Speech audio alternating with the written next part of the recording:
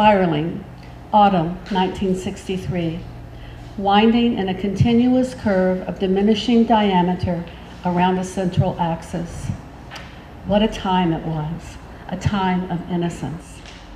Simon and Garfunkel, their early folk music years ring so true in my heart, in my head, sweet like the boy who sits beside me in the back seat of my parents' car. There was a light rain. Through the condensation on the inside of the windows, I see the rivers of droplets created by the wind of the moving car as we travel toward Aunt Azel's farm in rural Tennessee. I sing very softly and love the sound of my voice in the quiet car.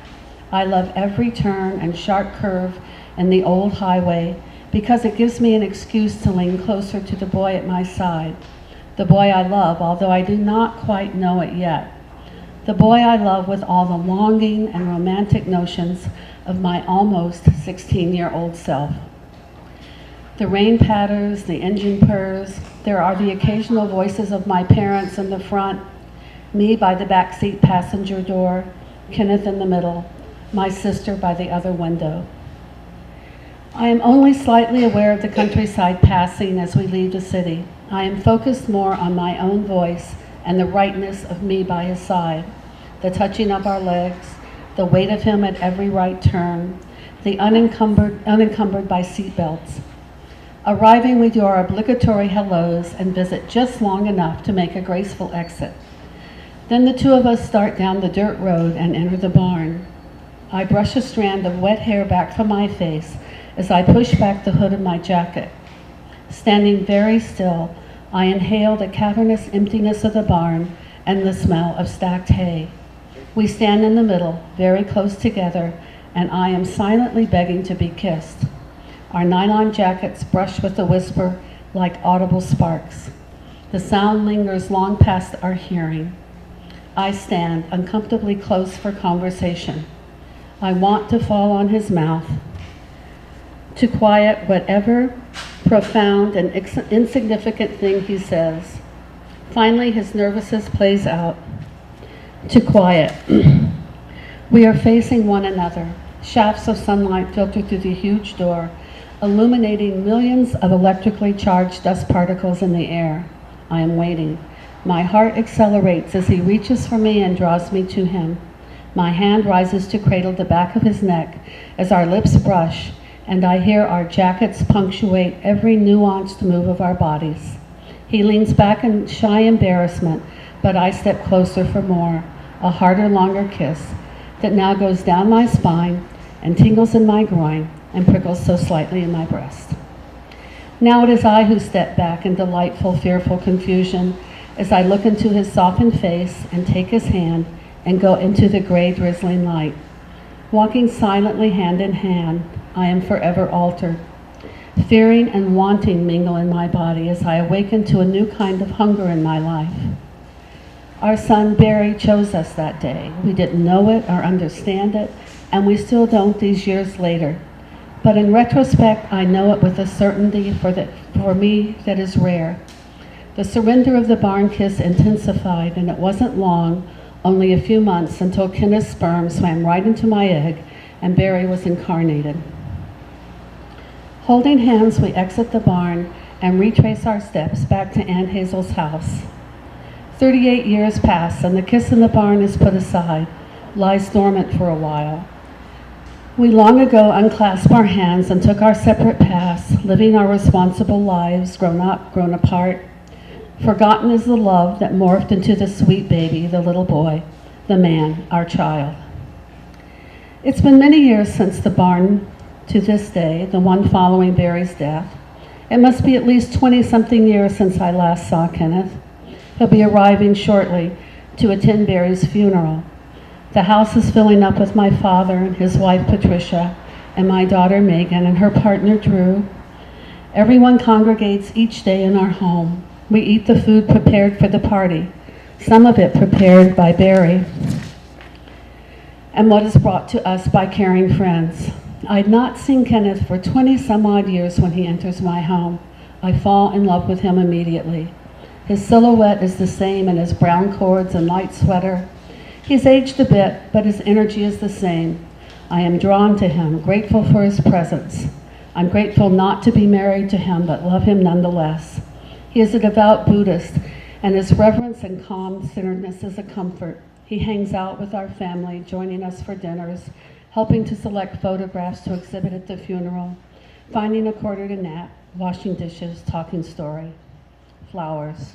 So many flowers and food and calls. There are no more surfaces on which to place the bouquets that keep arriving. Someone finally calls and asks the florist to hold all the flowers and deliver them to the church on Thursday. The congregation pass in a single file before us and looks into the casket. Some pause to embrace the family, eyes moist, some stoic. Finally, they leave, all the people who made up his life. We, the family, walk to the front and gaze into the coffin. We gaze on the face that we have loved as father, sister, brother, and mother. Harold removes the sword he placed in Barry's hand.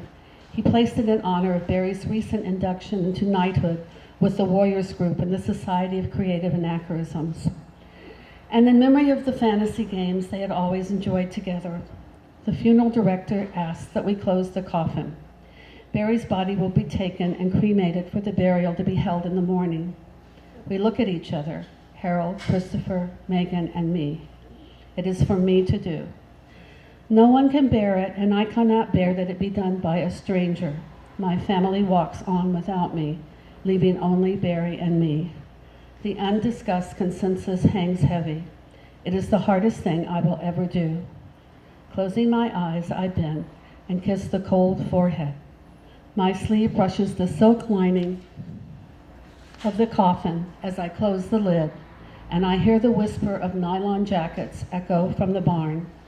I can almost catch the exact spiral that began in the barn as it starts way up high in the sanctuary. It is taking me round in ever smaller circles, landing me here, lips on the cold forehead, as I silently close the casket. Spreading ashes. Barry's been dead for 5 months.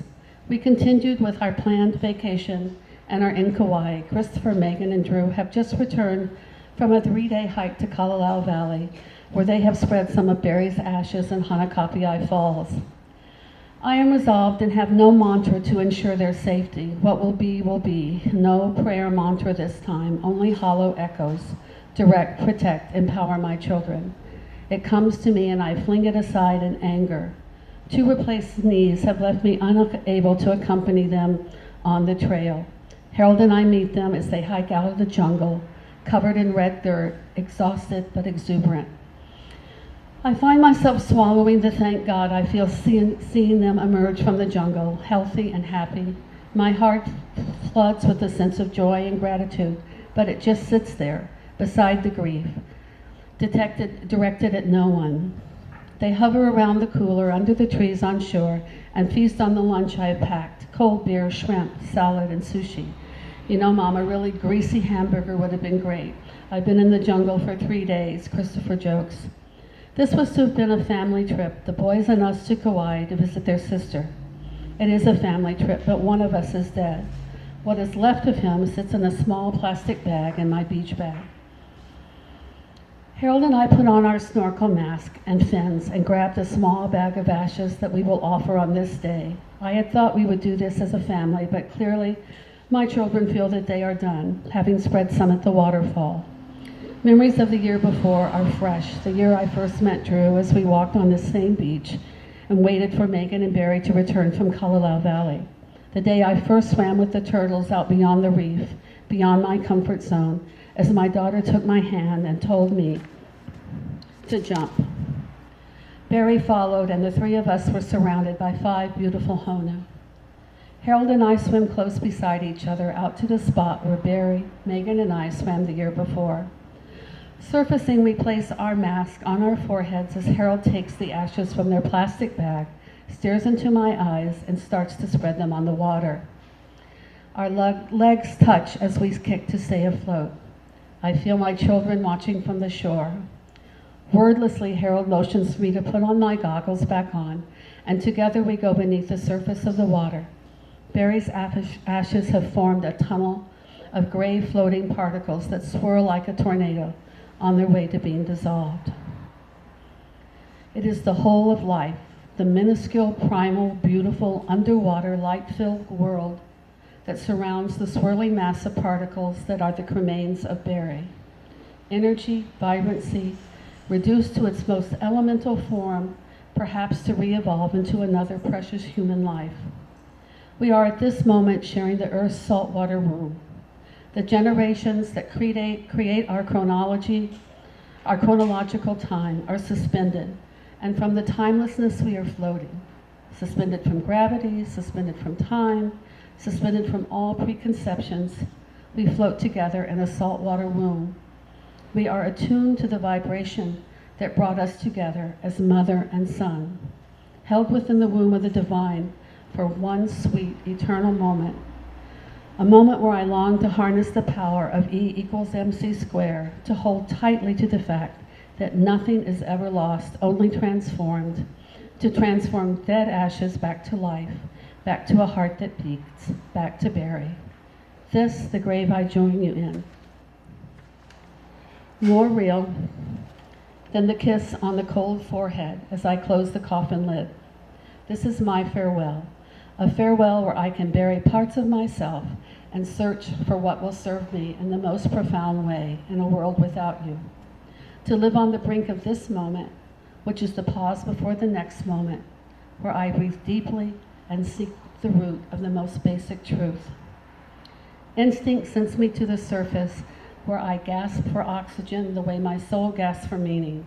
I spend my days looking for hidden connections, subtle messages, vibrations, some kind of confirmation that some essence of Berry is on some plane, and if I could only be still enough, be wise enough, that I could have a knowing. I contemplate Berry's death from God's perspective, assuming omniscient vision. From the end looking back, still it feels like a mean-spirited, useless exercise in misguided power. Then no one deserves to die, and yet we all do. An ant on the carcass of the earth, whose generous heart simply forgot to beat. Harold and I stay under the surface of the water as long as we can, watching till the last particle is dispersed and the last curious fish has come and gone. We surface and hold each other while we dog paddle to stay afloat, and then we begin our swim back to shore. But days later, we're on the beach at Polahali. I sit remembering Berry's ashes, swirling in the underwater light of KA. I watch as my daughter washes menstrual blood from her beach chair, in the same ocean, in the same beautiful light. I feel the wholeheartedness, the interconnectedness, and the continuation, warm, comforting rain falling on me from the condensation of my son's ashes and my daughter's blood. And there's a universal family portrait. There is a famous photograph of indigenous South American women. They sit on a ridge on the grass surrounded by mountains. In reality, the photo is a high contrast black and white, but ironically, I remember it in color. Their red tapestry ponchos over traditional white skirts. They sit in a line, one behind the other. Each is smiling. There are 5 of them, and their faces are an exercise in time-lapse photography, scanning some 90-odd years. The first person is perhaps 5 or 6. Behind her is her mother, her grandmother, her great-grandmother, and finally her great-great-grandmother, the matriarch of the clan, whose toothless smile and wrinkled skin does not betray her lineage. Each of them is braiding the hair of the woman in front of her, except for the woman on the end, where there is no one to braid the final strands. This does not seem to be a problem, just the natural order of things, as each seems to take great pleasure in the task before them.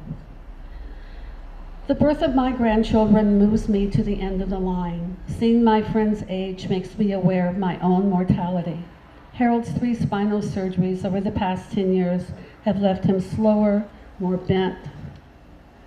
My stamina is easily spent.